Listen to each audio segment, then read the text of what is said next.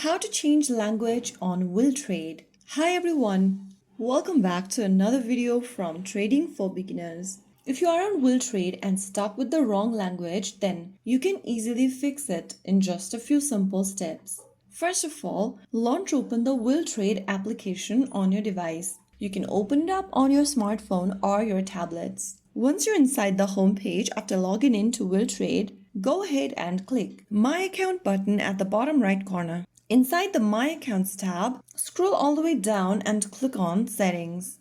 Now, select the language option from the Settings menu. Select a different language you want to change to from the list, and soon after you click on the button, you'll be able to change your language right away. You can always repeat this step and change to a different language of your preference whenever you need it.